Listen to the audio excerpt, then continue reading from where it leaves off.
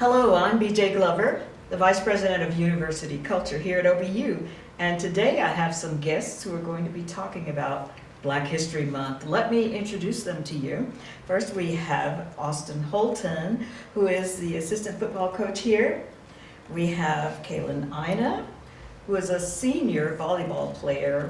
She's about to graduate in the spring, so she's almost left us. And then KJ Reid, who is the assistant AD of Creative Media. So welcome all of you. I'm looking forward to hearing your thoughts about Black History Month. So let me just ask each of you what Black History Month means to you. And I'll start with you, Austin. What does it mean to you? For me, as a busy football coach, as I'm focusing on winning and getting the guys to their highest level, it allows me to slow down and really just reflect and think about the men and women that have come before and got out of their comfort zone and spoke up in times where they were told to be quiet and allowed me to be in the position where I am today. And so it's really just a time for me to reflect, celebrate, and push and move forward with where I'm at today. So what about you, Kaelyn? I think kind of to reflect off him, it's a lot of self-reflecting, and I think that like in a situation where it's like there's not a lot of Black people on the team, I can be put in a situation where I can just like speak up and kind of educate them on what they don't know and what they want to learn. Right. KJ. Yeah, I guess to piggyback off of everybody, it's the same thing. It's a time to reflect and kind of put a light on Black people and African Americans who have done a lot for us in our country, as well as paving the way for us to be in this room, to be talking to one another. And I think a big thing is for me, younger, as I was growing up about it, in school I didn't learn as much, it was the same figures. It was Frederick Douglass, Martin Luther King, Harriet Tubman, and Rosa Parks, right? Beyond that, it's really not a lot. It wasn't until I got to church or talking to my parents or just being around family that I really learned more in-depth figures and more people who paved the way for us. And so as I'm older now, I kind of feel like we're all a part of that history now, and years later we're gonna be thinking back about what we did a part of this month and how we appreciated it. So it's it's a time of self-reflection, like y'all said, and time for us to really think about how far we've come. Yeah, and every year as we celebrate this, I realize it's a discovery period as well, because every year I find out about contributions of African Americans that I never heard of before. And that's one of the advantages we have today with all the access to internet and information. We now can find out more and more about what lesser known African Americans have contributed to American history. And as one person said, African American history is American history. So let me just ask, just share with me one African American person who has made a contribution to athletics that stands out to you. Man, it's really hard to focus on one, so I'm gonna pick out two, if that's okay. Okay. So the first one, since I do have a track background, will be Jesse Owens. And just seeing what he did and reading about his story, especially in the time, the 1930s, in Berlin of all places, doing what he was able to accomplish as a young African American man is amazing. Yeah. And then even just seeing how his life, even after that, just how he continued to push through the challenges and just obstacles of life, he's truly somebody to look up to. The other person, since I am a football coach, would be Tony Dungy, and the championships that he's won, the leadership that he provides as just a great African American head coach in the NFL has just been. I've read his books, and I'm continuing to read a lot of stuff that he has written. Has made a big impact on me and many other individuals here in America. Yeah, and on top of all that, he's an out-of-the-closet Christian man, so that is a very powerful testimony as well. So Kaelyn, what about you? Who stands out? I think for me, it would probably be Colin Kaepernick. I think that it says a lot for someone to put their whole career on the line to stand up for what you believe in. And I think that was inspiring to me when that whole thing was going on. It's just like, for you to stand up for something that's so above you and you just put on your whole career, like, hey, I'm gonna do this, I'm gonna go all in and just keep going with it. I think that says a lot. So it's really inspiring to me to do the same. All right. KJ, did we leave you anybody? Yeah, you did. I did a little research on my own and wanted to talk about somebody that was more athletic administration and one professional level, collegiate level.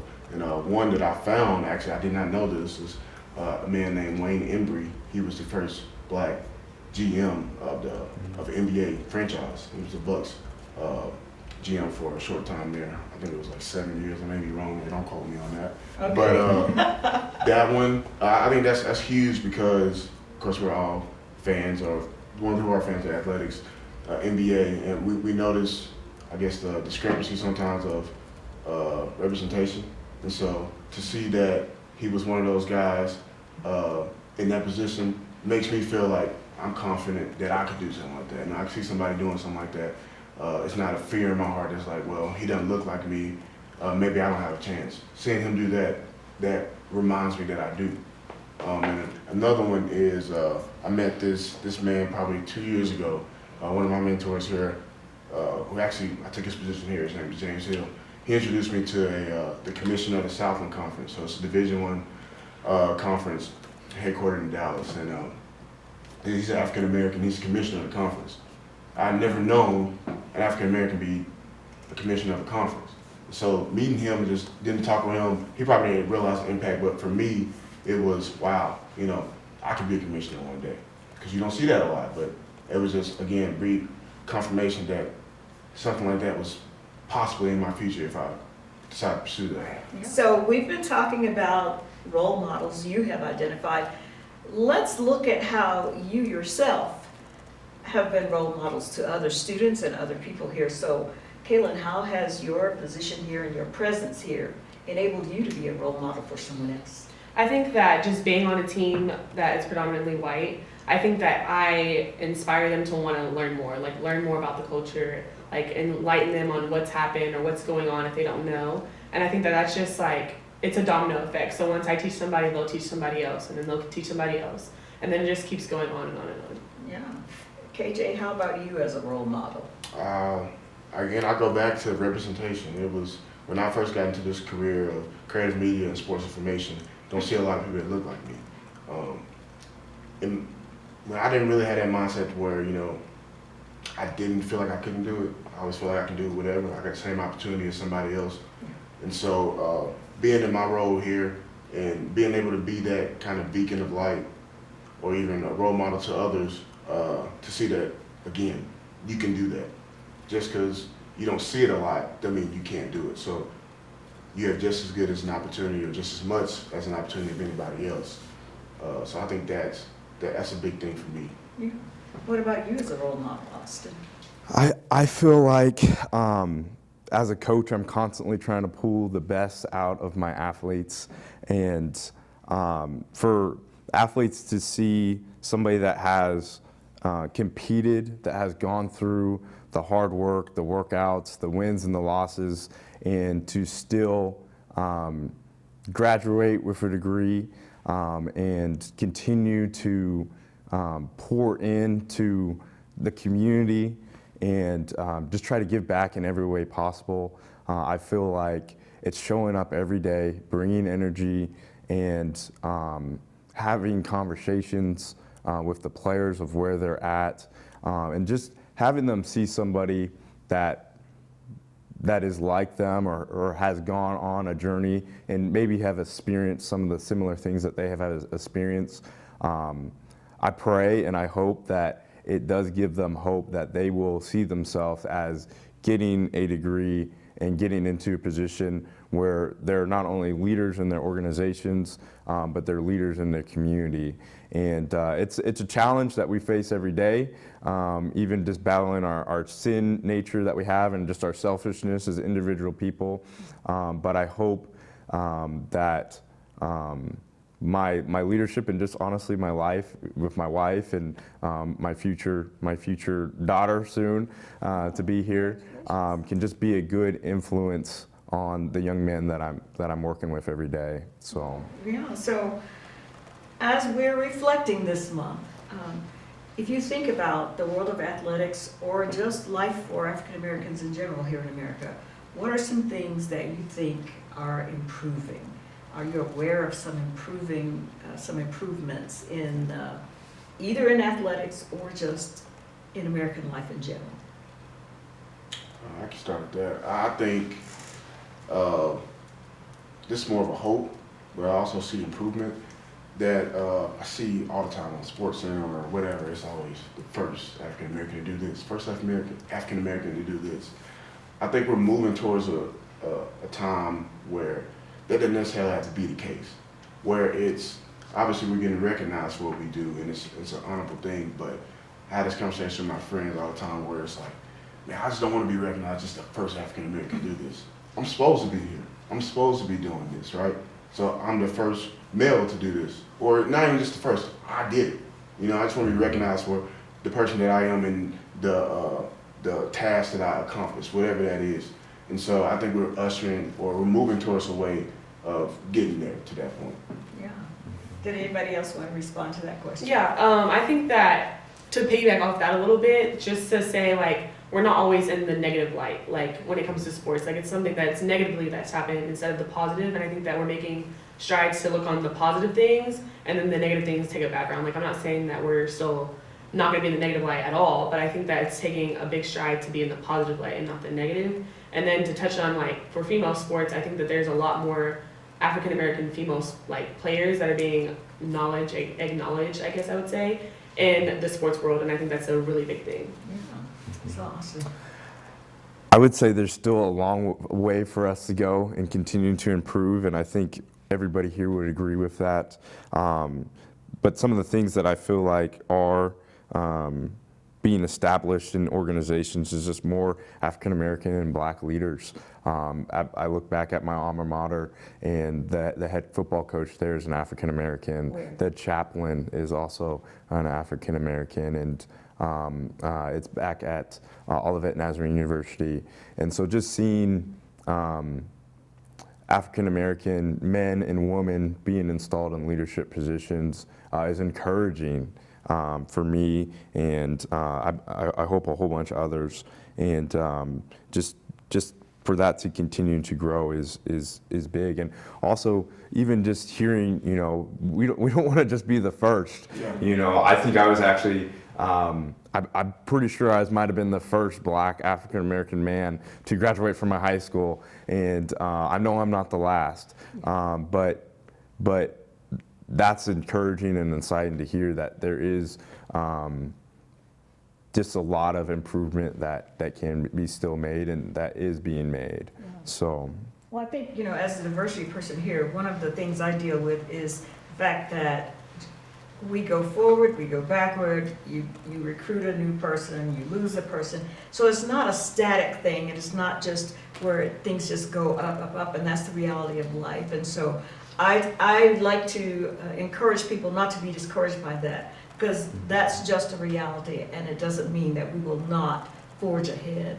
So as we wrap this conversation up, let me just ask each of you to share what brief message would you like to leave for people who are watching this about Black History Month? What do you want them to leave here thinking about? KJ? I'll say take time to actually, you know, recognize what this month is about or what it means to us. Obviously, we're all a part of God's world and Christ's body, especially here at OBU, since we're faith-based.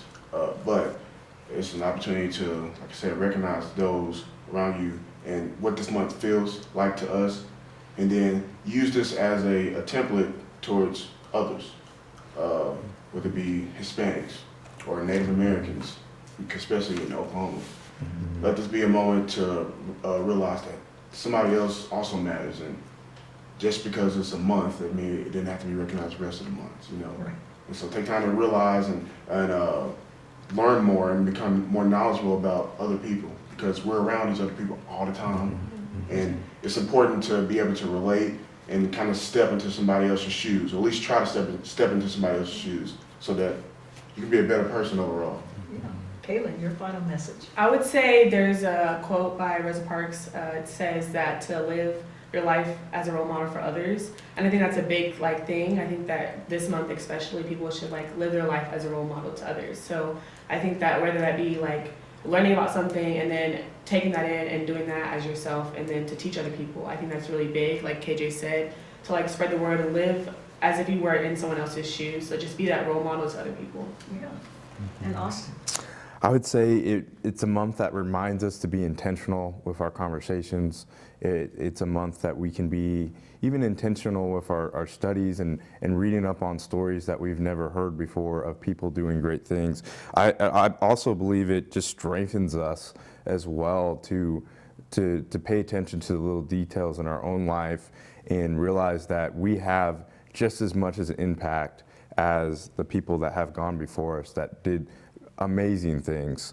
The cool thing is we can all lean on the fact that Jesus Christ is our Savior and He gives us the strength to do that. And so, this has energized me to just create a better future for everybody that I'm around. Wonderful. Well, thank you for watching us today. And let me just say, as the Chief Diversity Person here at OBU, I'm excited to see what God is going to do in this area, on this campus. We believe that He is moving on the hearts of people, and I'm looking forward to continued change and improvement here at OBU. Thank you for watching.